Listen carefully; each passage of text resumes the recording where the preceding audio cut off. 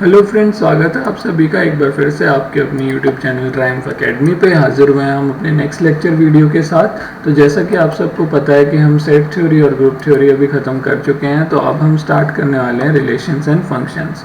तो relations and functions में आज हम डिस्कस करेंगे रिलेशंस के बारे में कि इंट्रोडक्शन पूरा रिलेशन का, टाइप्स ऑफ रिलेशंस और लास्ट में range of domain of relation and inverse relations. ठीक है, तो अगर आपने अभी तक चैनल को सब्सक्राइब नहीं किया है तो चैनल को अभी सब्सक्राइब करें ताकि आप एक भी लेक्चर वीडियो मिस ना करें। प्लस आपका एक सब्सक्रिप्शन भी हमें मोटिवेट करता है कि हम इसी तरीके से आपके लिए और वीडियोस लाते रहें। तो स्टार्ट करते हैं हम अपनी वीडियो। सबसे पहले रिलेशन होता क्या है? रिलेशन होता है is a subset of Cartesian product x, y for two sets x and y।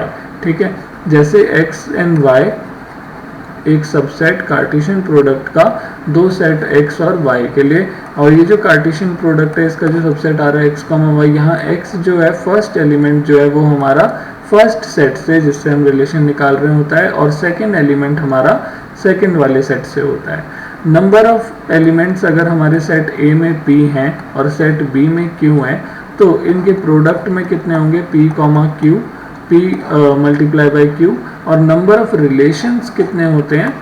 2 raise to the power number of ये प्रोडक्ट वाले एलिमेंट्स, यानी 2 raise to the power pq। तो ये आपको याद रखना है। इसके बाद टाइप्स ऑफ रिलेशन, सबसे पहले होता है एम्प्टी रिलेशन, जहाँ कोई रिलेशन ही ना हो। तो एक सेट x में अगर किसी भी एलिमेंट ऑफ x का रिलेशन नहीं है किसी दूसरे एलिमेंट ऑफ x के साथ तो वह हमारा एम्प्टी रिलेशन होता है। यूनिवर्सल रिलेशन में क्या होता है कि अगर एक सेट x में जो रिलेशन है हमारा उसमें हर एलिमेंट ऑफ x जो है वो रिलेटेड है किसी दूसरे एलिमेंट ऑफ x से तो वो हमारा यूनिवर्सल रिलेशन होता है। इसके बाद हमारे पास आता है रिफ्लेक्सिव रिलेशन। रिफ्लेक्सिव रिलेशन क्या होता है? रिफ्लेक्सिव रिलेशन में एक R जो है defined on a set A is said to be reflexive if x, x is in that relation, यानी हर एलिमेंट के लिए एक ऐसा रिलेशन वहाँ पे होना चाहिए कि x, x दोनों में आ रहा है। जैसे अगर हम बात करते हैं कि इंटीजर्स में अगर हम एक A सेट दिया हुआ है 1, 2, 3 तो हमारे जो रिलेशन है उनमें 1, 1, 2, 2 और 3, 3 होने चाहिए। ठीक है, जब ये होंगे तो ही हमारा सेट रिफ्लेक्सिव होगा, रिलेशन रिफ्लेक्सिव होगा, अदरवाइज नहीं होगा। फिर आता है सिमेट्रिक रिलेशन कि सेम सेट की बात कर लेते हैं। अगर एक हमें 1, 2, 3 दिया हुआ है और इसके रिलेशंस दिए हुए हैं तो अगर हमें 1, 2 दिया है तो 2, 1 भी होना चाहिए। अगर हमें 1, 3 दिया है तो 3, 1 भी होना चाहिए। तो x, y अगर रिलेशन में है तो y, x भी रिलेशन में होना चाहिए। ये होते हैं हमारे सिमेट्रिक रिलेशन।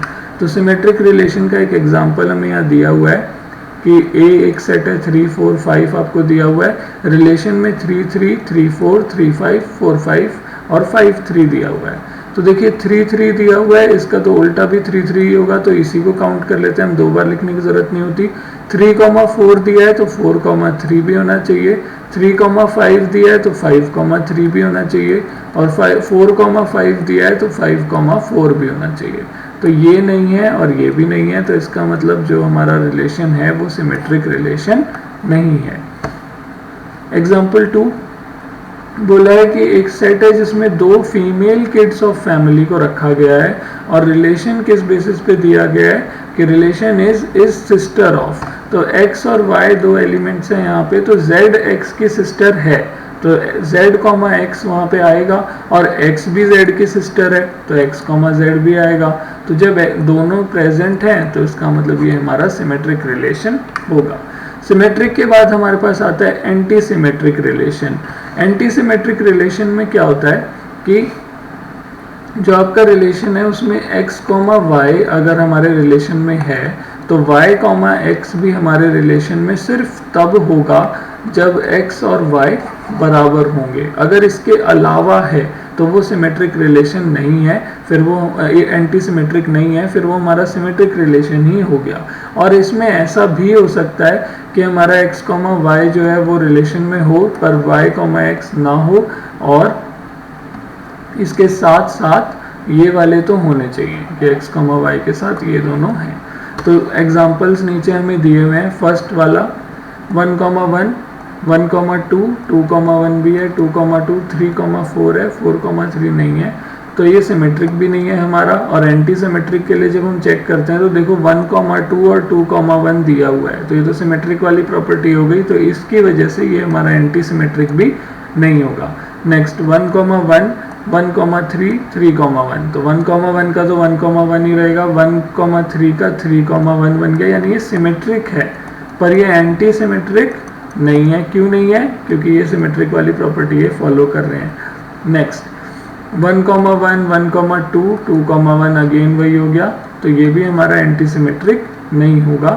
एंटी सिमेट्रिक ये सिर्फ होता तब जैसे अगर हमें दिया होता 1,1, 2,2, 3,3 इस तरीके के होते हैं सिर्फ सिमेट्रिक वाली प्रॉपर्टी फॉलो करने वाले, और इसके अलावा कुछ ऐसा भी हो सकता है जिसका 3,2 जैसे यहाँ नहीं है। ठीक है, तो ये हमारे होते हैं एंटी सिमेट्रिक। अब इसके बाद आते हैं एसिमेट्रिक पे। एसिमेट्रिक होते हैं जिसमें ये जो प्रॉपर्टी है कि x, y अगर रिलेशन में है तो y, x रिलेशन में नहीं होना चाहिए, बिल्कुल ही नहीं होना चाहिए, चाहे x, y इक्वल हो चाहे नहीं हो, ये होना ही नहीं चाहिए। तो हमें एक सेट A के लिए 2,3 एक रिलेशन दिया हुआ है, रिलेशन में 2,3 है, बट रिलेशन में 3,2 नहीं है, तो 3,2 नहीं है, तो ये हमारा एंटी सिमेट्रिक रिलेशन होगा। इसके बाद हमारे पास ट्रांजिटिव रिलेशन आता है। ट्रांजिटिव रिलेशन हमें क्या कहता है? ट्रांजिटिव रिलेशन कहता है कि अगर x, y रिलेशन में है और y, z भी रिलेशन में है, तो x, z भी रिलेशन में होगा तो ही वो ट्रांजिटिव रिलेशन होगा। z, x नहीं, x, z। ठीक है, इसका पहला, इसका दूसरा। तो यहाँ पे देखिए x, y belongs to r, y, z belongs to r and x, z belongs to r। तो एग्जाम्पल के तौर पे एक सेट ABC के कुछ रिलेशन यहाँ दिए हुए हैं, AB, BC एंड BB। तो देखो AB है, फिर B से स्टार्ट होने वाला BC है, तो और क्या होना चाहिए था? AC भी होना चाहिए था, पर AC नहीं है यहाँ पे। और ये देखिए BC है तो C से स्टार्ट होने वाला और कुछ तो है ही नहीं, AB है, BB है, तो फिर इन दोनों में A और B भी होना चाहिए, और A भी हमारे पास एक यहाँ पे ऑलरेडी है ही, तो यहाँ वाले में देखो ट्रांजिटिव प्रॉपर्टी शो कर गया, पर एक इसमें हो नहीं रही है और सब में होनी चाहिए। जितने भी एलिमेंट्स यहाँ हैं, हर एलिमेंट यहाँ पे ट्रांजिटिव प्रॉपर्टी का पार्ट होना चाहिए। तो यहाँ पे जैसे AB था, BC था, तो AC भी होना चाहिए था, AC यहाँ नहीं है, इस वजह से ये हमारा ट्रांजिटिव नहीं होगा। नेक्स्ट हमारे पास आता है इक्विवेलेंस रिलेशन। इक्विवेलेंस रिलेशन होता है जब एक रिलेशन रिफ्लेक्सिव, सिमेट्रिक और ट्रांजिटिव तीनों हो। तो एक रिलेशन यहाँ अभी हमें दिया हुआ है J, B, और इसमें हमें बोला गया है कि mod of A equals to mod of B, तो इसे इक्विवेलेंस रिलेशन प्रूफ करना है। तो रिफ्लेक्सिबिलिटी के लिए पहले देखते हैं हम कि mod of A जो है वो तो mod of A के बराबर ही रहेगा। A हमारा रिलेशन इसके अंदर है ही ऑलरेडी, तो F जो है वो रिफ्लेक्सिव होगा क्योंकि रिलेशन के अंदर A, A आ रहा है। सिमेट्रिक के लिए देखिए, अगर mod of A बराबर है mod of B के, तो mod of B बराबर होगा mod of A के, तो A, B भी रिलेशन में होगा और B, A भी रिलेशन में होगा, तो ये दोनों हो रहे हैं, तो ये हमारा सिमेट्रिक भी होगा। नेक्स्ट हमारी बात करते हैं हम ट्रांजिटिव की। तो अगर mod of A बराबर है mod of B के और mod of B बराबर है mod of C के, तो mod of A और C भी बराबर होंगे, तो ये इक्वल है, तो इसीलिए हमारा A भी F में है, BC भी F में है और AC भी F में है, तो इसका मतलब ये हमारा क्या है? ट्रांजिटिव भी है। अब क्योंकि ये रिफ्लेक्सिव, सिमेट्रिक, ट्रांजिटिव तीनों है, तो इसका मतलब ये क्या है? हमारा इक्विवेलेंस रिलेशन। अब आते हैं डोमेन एंड रेंज पे। तो if R is a relation from set A to set B, तो the set of first elements, जैसे हमारा ऑर्डर्ड पेयर होता है ना, फर्स्ट वाला x कोऑर्डिनेट, सेकंड वाला y कोऑर्डिनेट हम लेते हैं, तो जो फर्स्ट एलिमेंट्स हैं ये x कोऑर्डिनेट वाले, ये ऑर्डर्ड पेयर में हमारे डोमेन ऑफ आर कहलाते हैं। जैसे एक रिलेशन अगर आपको दिया है ना ऐसे 1, 2, 2, 3, 2, 5, 3, 4, तो जो रेंज यहाँ डोमेन है वो कौन है, ये फर्स्ट वाले एलिमेंट्स। तो डोमेन हमारी क्या हो गई 1, 2, 3, ठीक है। तो फर्स्ट एलिमेंट ऑर्डर्ड पेयर का जो होता है वो हमारा डोमेन कहलाता है। तो डोमेन इस तरीके से आएगी। और रेंज क्या होता है, रेंज होते हैं सेकंड वाले, यानी ये y कोऑर्डिनेट वाले, ठीक है। तो यहाँ पे जैसे इसी रिलेशन के लिए डोमेन हमारी ये थी और रेंज हमारी क्या हो जाएगी पीछे वाले 2, 3, 4 और 5, ठीक है। तो the domain and range are given by, domain क्या होती है फर्स्ट एलिमेंट किसी ऑर्डर्ड पेयर ए बी का, और रेंज क्या होता है सेकंड एलिमेंट किसी ऑर्डर्ड पेयर ए बी का। तो यहाँ देखिए state the domain and range of these. तो डोमेन के लिए हम फर्स्ट वाले देखेंगे, तो 4, -1, 2, 7, 6। तो first component of ordered pair is domain 4, -1, 2, 7, 6। Second 3, 7, -3, 5, -2। तो सेकेंड कंपोनेंट इज रेंज, तो ये हो गया 3, 7, -3, 5, -2। नेक्स्ट इनवर्स रिलेशन क्या होता है। तो इनवर्स रिलेशन में देखिए the inverse relation is relation obtained by interchanging और स्वैपिंग द एलिमेंट और coordinates of each ordered pair. जैसे अगर मैथमेटिकल फॉर्म में अगर देखा जाए तो अगर आपका एक रिलेशन था x, y फॉर्म में, तो r इनवर्स क्या हो जाएगा y, x फॉर्म में, ठीक है। जैसे एक रिलेशन अगर आपको दिया हुआ था कि 1, 2, 3, 4, 5, 6, 7, 8, तो यहाँ पे आपका इनवर्स रिलेशन क्या हो जाएगा 2, 1, 4, 3, 6, 5 और 8, 7 उल्टे हो जाएंगे ये सारे, ठीक है। तो ये आपको समझ आया। R inverse is from B to A, R हमारा A to B होता है, तो x y जो था वो y x में कन्वर्ट हो जाएगा, और इसीलिए हमारा R is a subset of A cross B, R inverse is a subset of B cross A। और यहाँ पे क्या होता है कि अब देखो यहाँ पे डोमेन क्या थी फर्स्ट वाले में 1, 3, 5, 7। अब यहाँ R इनवर्स में 1, 3, 5, 7 सेकेंड एलिमेंट्स हो गए, सेकेंड एलिमेंट यानी रेंज। और यहाँ क्या थे फर्स्ट एलिमेंट, फर्स्ट एलिमेंट यानी डोमेन।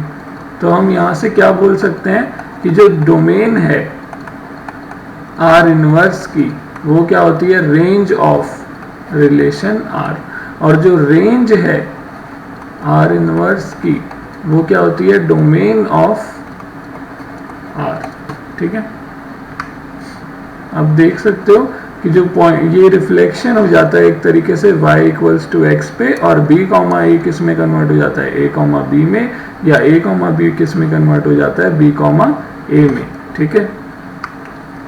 तो यहाँ पे पूछा है find the inverse of relation R represented by this and right the domain and range of inverse relation. तो पहले तो देखिए इनवर्स रिलेशन कैसे होगा, इन सब के कोऑर्डिनेट्स को हम आपस में एक्सचेंज कर देते हैं। R रिलेशन हमारे पास ये था, इसकी डोमेन क्या होंगे फर्स्ट वाले -15, -18, -6, -12.55। रेंज क्या होंगे सेकेंड वाले -4, -8, 2 और 3, ये हो गया। तो इनवर्स ऑफ रिलेशन क्या होगा, इन कोऑर्डिनेट्स को हम एक्सचेंज कर देंगे, -4 आगे आ जाएगा, -15 पीछे, ऐसे ही -8, -18, 2, -6, 3, -12.55। तो डोमेन ऑफ R इनवर्स क्या हो गया, अब ये शुरू वाले, ठीक है ये, और रेंज ऑफ क्या हो गया पीछे वाले। अब आप एक चीज़ देख सकते हो कि ये जो डोमेन है इसकी वो किसके बराबर आई है, इसकी रेंज के, और जो रेंज है वो किसके बराबर आई डोमेन के। तो जो हमने अभी बताया था कि डोमेन ऑफ R इनवर्स क्या होता है रेंज ऑफ R, और रेंज ऑफ R इनवर्स क्या होता है डोमेन ऑफ R, ठीक है। तो आज की वीडियो में इतना ही फ्रेंड्स, मिलते हैं नेक्स्ट वीडियो में, टॉपिक को आगे बढ़ाएंगे। अगर आपको हमारी वीडियोस पसंद आती हैं तो वीडियोस को लाइक और शेयर ज़रूर करें, साथ ही साथ कमेंट्स करके हमें अपने रिव्यूज़ बताएं। और अगर आपने अभी तक चैनल को सब्सक्राइब नहीं किया है तो चैनल को अभी सब्सक्राइब करें ताकि आप कोई भी इम्पोर्टेंट अपडेट या इम्पोर्टेंट लेक्चर मिस ना करें।